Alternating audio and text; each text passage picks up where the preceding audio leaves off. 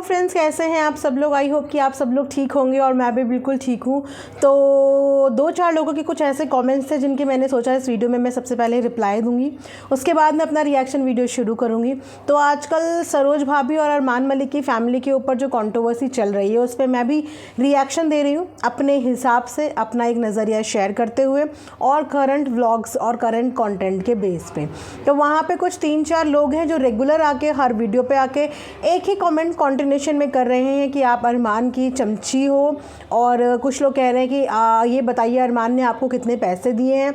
तो सबसे पहले मैं ऐसे लोगों का भ्रम ज़रूर दूर करना चाहूँगी। देखो, मानो या ना मानो, अरमान मलिक आज की डेट में एक ऐसे इन्फ्लुएंसर हैं कि उनको लोग पैसे देते हैं अपने ब्रांड के प्रमोशन के लिए, अपनी चीज़ों को प्रमोट करने के लिए। उनको किसी को पैसे देके अपने बारे में बुलवाने की ज़रूरत नहीं है, क्योंकि उनको खुद पैसे देके लोग अपने लिए बुलवाते हैं। तो ऐसे लोगों को अपने लिए पैसे देके किसी और से बुलवाने की ज़रूरत नहीं है। दूसरी बात और कि मेरा एक रिएक्शन चैनल है, मैंने पहले भी बोला था कि मैं यहाँ पे किसी को जस्टिस दिलाने का मोर्चा लेके नहीं बैठी हूँ। जैसे वो एक क्रिएटर हैं यूट्यूब पे, ऐसे ही मैं एक क्रिएटर हूँ। जैसे एज अ क्रिएटर उन्हें बहुत सारे पॉडकास्ट वाले इनवाइट करते हैं, वो जाते हैं, ऐसे ही मेरा काम है कंटेंट क्रिएटर्स के कंटेंट पे रिएक्शन देना। मेरा ये काम बिल्कुल नहीं है कि मैं उनकी पास्ट हिस्ट्री में जाऊं और पास्ट चीज़ों को खंगोलूं, वो मेरा काम नहीं है। और अगर आपको इतना ही जस्टिस का शौक़ है तो प्लीज़ आप अपने अपने एंड पे जिस भी चीज़ के लिए आप यहाँ पे मोर्चा लेके बैठे रहते हो या मेरी वीडियोज़ को जज करते हो, आप एक भारतीय नागरिक होने के नाते और आपके अंदर अगर इतनी इंसानियत है तो आप अपने एंड पे अपने हिसाब से मोर्चा खोल सकते हो। मेक योर ओन चैनल, और जो आप मुझसे एक्सपेक्ट कर रहे हो कि मैं जो चीज़ें बोलूँ वो आप बोल लीजिए। आपके अंदर अगर इतने गट्स हैं और आप करना चाहते हो ये सब चीज़ें तो आप कर दीजिए। आई एम सॉरी टू से, मेरा एक रिएक्शन और रिव्यू चैनल है। मैं जो भी बात करूँगी वो कंटेंट पे करूँगी, जो भी बात करूँगी वो एज अ रिव्यू मैं शेयर करूँगी। मैं वो बात नहीं करूँगी कि मैं किसी को यहाँ पे न्याय दिलाने के लिए एक न्याय की मूर्ति बैठी हूँ और मैं उस चीज़ का मोर्चा निकालूँ। बहुत मोर्चे वाले आए, बहुत मोर्चे वाले गए, किसी ने किसी को कोई इंसाफ नहीं दिलाया, ना ही किसी ने किसी को गलत साबित कर दिया या किसी को सही साबित कर दिया। तो अगर आप लोगों के अंदर इतना है करने का जज्बा और आप चाहते हैं तो मेरा सहारा मत लीजिए। आप अपने आप में कैपेबल इनफ है। यूट्यूब का प्लेटफॉर्म सबके लिए बराबर है। आपको जो भी बोलना है, आपके दिल में जो बात है, दिमाग में जो बात है, मन में जो बात है, आप बोलिए, बनाइए वीडियोस और बोलिए। लेकिन मैं क्या कर रही हूँ, मेरे काम में प्लीज़ इंटरफेयर मत कीजिए। मैं पैसे लेके कर रही हूँ या चमचागिरी कर रही हूँ, मैं टू बी वेरी फ्रैंक मुझे इन सब चीज़ों से बिल्कुल फ़र्क नहीं पड़ता, हार्डली बॉदर। क्योंकि सच क्या है आप जिनके लिए बोल रहे हैं वो भी जानते हैं और मैं भी जानती हूँ, और जितनी समझदार ऑडियंस है वो भी जानती है कि ये एक रिएक्शन चैनल है, ये बिल्कुल भी किसी को न्याय दिलाने वाला चैनल नहीं है। जैसे जैसे व्लॉग्स में चीज़ें होती हैं उसी कॉन्टेंट के आधार पर रिएक्शंस आते हैं। तो कुछ लोगों ने ये भी बोला कि सरोज भाभी पे आपको दया नहीं आ रही है, वो इतना स्ट्रगल कर रही है। तो सबसे पहली बात कि मैंने सरोज भाभी गलत नहीं बोला, वो जो सफ़र कर रही हैं वो भी मैंने गलत नहीं बोला। मैंने शुरुआती दिनों में उन्हें जितना सपोर्ट हो सकता था मैंने उनको उतना सपोर्ट किया, जो मुझे उस वक्त सही लगा मैं उस वक्त भी सपोर्ट किया। और मैं अभी भी ये नहीं बोल रही हूँ कि वो गलत है, लेकिन जो हरकतें वो कर रही हैं जाने अनजाने, गुस्से में, नासमझी में या किसी के बहकावे में, वो हरकतें गलत कर रही हैं। उन हरकतों के ख़िलाफ़ मैं बोल रही हूँ कि वो चीज़ें नहीं होनी चाहिए। एक इंसान को अपना दायरा रखना चाहिए अपने गुस्से में भी और किसी भी चीज़ में जो उन्होंने ऑलरेडी क्रॉस कर लिया है। उसके बाद आप लोग ये बोल रहे हैं कि पायल इतनी तेज़ है, अरमान इतना तेज़ है। तो मैं कुछ वीडियोस लगाना चाहूँगी खासकर उन लोगों के लिए जिन्हें ऐसा लगता है कि अरमान और पायल ने इन्हें समझाने की कोशिश नहीं करी सरोज भाभी को, और इनका घर तुड़वाने में उनका हाथ है। लेकिन जो जानता है उन्हें बहुत अच्छे से पता होगा कि आज अगर कालू भैया सरवाइव कर रहे हैं, ज़िंदा हैं, तो वो भी अरमान और उनकी फैमिली की ही देन है। आज अगर सुकून की 2 रोटी सरोज भाभी खा रही हैं और बीच बीच में भी खाती थी तो वो भी देन अरमान की ही है, क्योंकि कालू भैया की जिम्मेदारी अरमान ने उठाई है। पहले भी उठाई थी, अब भी उठाई है और आगे भी उठाने का उन्होंने कमिटमेंट किया है। तो ये एक वीडियो मैं आपको दिखाना चाहूँगी। ये वीडियो वो है जब अपने एंड पे परिवार के सब लोग सरोज भाभी को समझाने की कोशिश कर रहे थे, है ना। और अरमान मलिक छोटे मोटे इन्फ्लुएंसर तो है नहीं, अगर वो अपनी वीडियो में कोई एक बात भी कर लेते हैं तो वो बात 36 चैनल्स में जाके चलती हैं, 36 जगह उनकी हाईलाइट बन जाती हैं कि अरमान ने ऐसा बोला, पायल ने ऐसा बोला, अरमान मलिक की वीडियो में ये हुआ। उसके बाद भी उन्होंने अपनी भाभी के लिए जो स्टेटमेंट दिए, भाभी की इमेज ही क्लियर करी थी। भाभी के सपोर्ट में ही बोला था ताकि ऑडियंस को भाभी का एक अच्छा साइड देखने को मिले।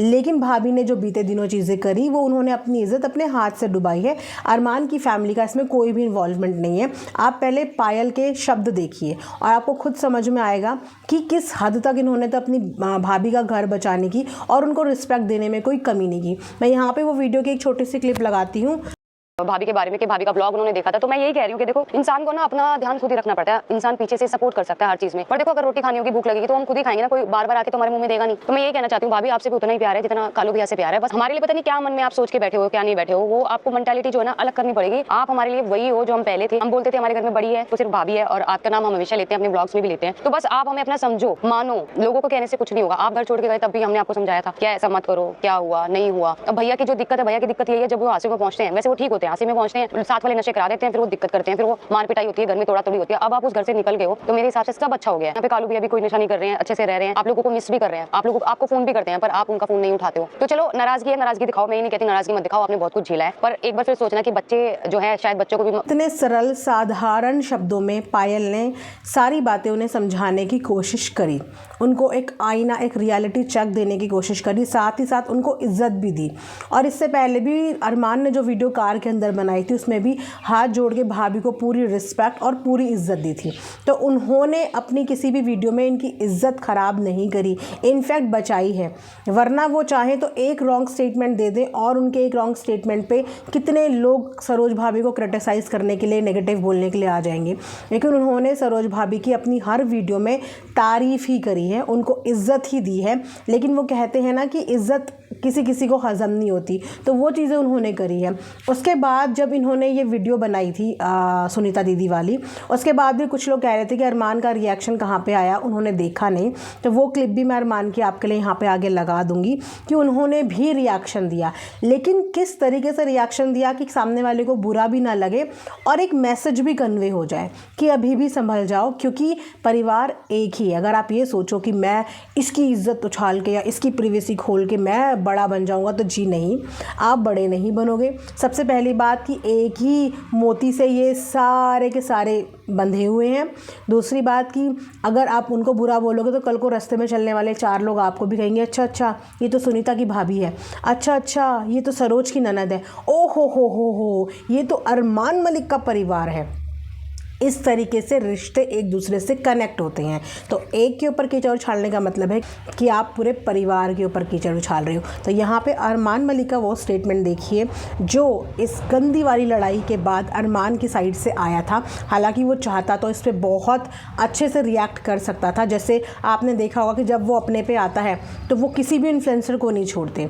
चाहे आप उनकी इंस्टाग्राम स्टोरी देख लो कि जब आता है तब वो अनदर लेवल की कुछ भी बात करते हैं, एक बार भी सोचते नहीं। तो अपने घर के इन लोगों के 2 मिनट में वो मुंह बंद करवा सकते हैं, लेकिन उसके बाद भी लिहाज करते हुए कि मेरा परिवार है, मेरे परिवार के बड़े हैं, बार बार इस बात का लिहाज करते हुए वो सिर्फ डायरेक्टली इनडायरेक्टली यही समझाने की कोशिश करते हैं कि खिल्लियाँ और धजिया परिवार की मत उड़ाओ।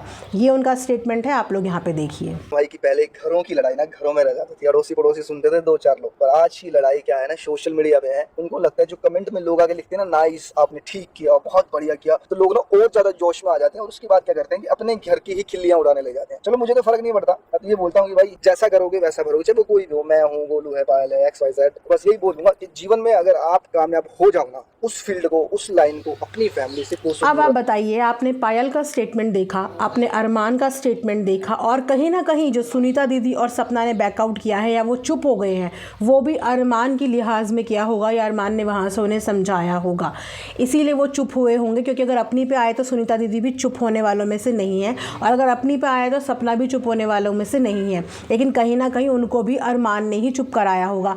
अब इस पूरी चीज़ों को देखिए और इसमें बताइए कि इसमें अरमान की कहाँ पे गलती है, इसमें पायल की कहाँ पे गलती है, या अब इसमें कालू की कहाँ पे गलती। कालू भैया तो जिस दिन से रिहैब से आए हैं लगे हुए हैं वहाँ पे मेहनत करने में, काम करने में, लेकिन अब जो ये बार बार घर में झगड़े हो रहे हैं उसकी वजह से कालू भैया ने भी कल की वीडियो में बोला कि मुझे व्लॉगिंग करने का मन नहीं कर रहा है।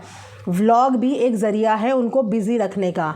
उनको एक काम थमा रखा है, एक जिम्मेदारी थमा रखी कि रोज़ के रोज़ तुम्हारे व्लॉग की फुटेजेस चाहिए, तुम्हारे व्लॉग के क्लिप्स चाहिए, तुम्हारा व्लॉग रोज़ आना चाहिए, जिससे कि वो बिज़ी रहे। लेकिन घर में जब इतना कलह कलेश होगा तो उनका भी मन वो काम करने का क्यों करेगा, उनका भी माइंड भटकेगा। और वो भटकेगा तो वो कहाँ जाएगा? नशे वाले इंसान को सिर्फ एक ही ज़रिया होता है और उसका एक ही कमज़ोरी होती है। टेंशन है तो नशा कर लो, स्ट्रेस है तो नशा कर लो, डिप्रेशन है तो नशा कर लो, खुशी है तो नशा कर लो, गम है तो नशा कर लो। और इस तरीके का माहौल करके सरोज भाभी खुद उनको वापस से नशे की तरफ धकेल रही हैं, जबकि अपने पति के बारे में वो बहुत अच्छे से बखूबी जानती होंगी। वो इस वक्त चंडीगढ़ में बिज़ी हैं और बिज़ी उन्हें रखने की पूरी कोशिश की जा रही है ताकि वो इधर उधर की सब चीज़ों से दूर रहें, उनके दिमाग में ऐसा भटकने वाला ख्याल भी ना आए। लेकिन वो कल व्लॉग छोड़ने की बात कर रहे थे। उसी के साथ साथ उन्होंने एक बात और करी कि मेरी फैमिली के बारे में बोला तो मैं ऐसा कर दूँगा, वैसा कर दूँगा। एग्जैक्टली पता नहीं चला कि वो सरोज के सपोर्ट में बोले या वो सुनीता के सपोर्ट में बोले, सपना के बोले, अरमान पायल, मतलब फैमिली उन्होंने किसको बोला, लेकिन उन्होंने फैमिली बोला। अब ये नहीं पता कि एग्जैक्टली उन्होंने किसका सपोर्ट करते हुए ये बात बोली, लेकिन उन्होंने ये ज़रूर बोला कि मैं व्लॉगिंग छोड़ दूँगा, मेरा व्लॉग करने का मन नहीं कर रहा है। तो इनको खुश होना चाहिए कि मेरे हस्बैंड एक एडिक्शन से निकलने की कोशिश कर रहे हैं और उनके भाई और उनका परिवार उनको वहाँ से निकालने में हेल्प कर रहा है। लेकिन इस तरीके का स्ट्रेस देके और इस तरीके का कलह कलेश का माहौल करके ये अपने पति को वापस से उसी गड्ढे में भेजने का इंतज़ाम कर रही हैं जहाँ से जैसे तैसे उन्हें निकालने की परिवार वाले कोशिश कर रहे हैं। तो इस पूरे सीन में ना अरमान कहीं गलत है, ना पायल गलत है, ना फ़िलहाल अभी कालू गलत है। तो आप बताइए ना, तो फिर मैं अरमान को क्यों कुछ गलत बोलूँ, फिर मैं पायल को क्यों कुछ गलत बोलूं? क्योंकि मुझे इस वक्त वो गलत दिख ही नहीं रहे हैं। वो हर जगह पे सपोर्ट कर रहे हैं, भाभी के आगे बार बार झुक रहे हैं। जबकि अरमान जैसा इंसान किसी के आगे झुकना, अगर उसकी गलती ना हो तो वो कभी झुकना मंजूर नहीं करता, लेकिन वो फिर भी भाभी की लिहाज में, इज्जत में कि बड़ी हैं, वो झुक रहा है। लेकिन किसी को झुकाने का मतलब इतना नहीं होता कि आप अपने आप को फिर कुछ और ही समझने लग जाओ कि दुनिया मेरे आगे झुक रही है तो वाह, मैं तो भगवान हूँ फिर तो ये चीज़ें जो हो रही हैं, इन चीज़ों में मुझे अरमान गलत नहीं लग रहे हैं, इसीलिए मैं उनके बारे में कुछ नहीं बोल रही हूँ। अगर इन फ्यूचर उनका कोई कंटेंट मुझे ऐसा लगता है कि वो गलत कर रहे हैं, गलत बोल रहे हैं, तो डेफिनेटली मैं उस पर बात करूँगी। लेकिन फ़िलहाल ना तो वो ऐसा मौका दे रहे हैं, ना वो ऐसा कर रहे हैं, तो ऑन व्हाट बेसिस मैं उन्हें गलत बोलूँ? क्योंकि मेरा रिएक्शन कंटेंट बेस है, कंटेंट बेस ही होगा और आगे तक भी कंटेंट बेस ही आएगा। तो जितने को भी ऐसा लगता है कि मैंने पैसे ले लिए हैं या मैं चमचागिरी कर रही हूँ, तो आप पैसे मत लीजिए, आप चमचागिरी मत कीजिए, अपने अपने चैनल खोलिए और अपने दिल की जितनी भड़ास है आप लोग निकालिए। क्योंकि एज अ रिएक्शन चैनल और एज अ यूट्यूबर मुझे पता है मेरी लिमिटेशंस, मेरी बाउंड्रीज़ और वाईटी की कुछ गाइडलाइंस, जिनको फॉलो करते हुए मैं अपने चैनल पे काम कर रही हूँ। आप लोग अपने पे करिए, जो मन का दिल का बोलना है वो बोलिए, लेकिन मेरे पे उल्टे सीधे इल्ज़ाम लगा के कोई भी फ़ायदा नहीं है। क्योंकि सच क्या है ये कहीं ना कहीं आप भी जानते हैं, मैं भी जानती हूँ और हर कोई जानता है। तो मैंने सोचा चलिए थोड़ा सा आप लोगों को कुछ सबूत पेश किया जाए कि इन सबूतों को देख के आपको क्या लगता है कि मैं अरमान को कोसती रहूँ, मैं पायल को कोसती रहूँ या मैं कालू भैया को कोसती रहूँ। जिस समय वो लोग गलत थे उस समय उनको भी बोला गया, लेकिन फ़िलहाल वो कुछ भी ऐसा गलत नहीं कर रहे हैं कि मैं उनको पॉइंट आउट कर पाऊँ।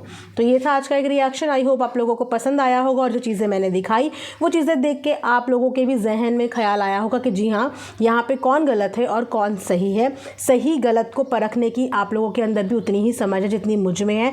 जस्ट कुछ लोग थोड़ा इमोशनल होते हैं और इमोशंस को साइड रख के इस वक्त हम सही और गलत की बातें कर रहे हैं, क्योंकि इमोशंस में बह के तो हमने बहुत अंधाधुंध सपोर्ट किया है, लेकिन कहीं ना कहीं मुझे लगता है हमारे इमोशंस और हमारे सपोर्ट का जो है, लेकिन सामने वाला उस चीज़ से इतना ओवर कॉन्फिडेंट हो गया कि उसको ये लग रहा है कि मैं अब चाहे गलत करूँ चाहे सलत करूँ लेकिन पब्लिक मेरे को सपोर्ट करेगी। तो जी नहीं, हर पब्लिक का दिमाग भी है। अगर वो दिल लगा के आपको सपोर्ट कर सकती है इमोशनली, तो वो दिमाग लगा के फिर आपके सपोर्ट को ना आपके एंटी भी जा सकती है। तो पब्लिक के इमोशंस के साथ मत खेलिए। जिसने आप पे ट्रस्ट जगाया है ना, तो पब्लिक के इमोशंस के साथ मत खेलिए और पब्लिक को इमोशनल फूल मत बनाइए। गलत करेंगे तो गलत सुनने की हिम्मत रखें, सही करेंगे तो सही सुनने की भी हिम्मत रखें।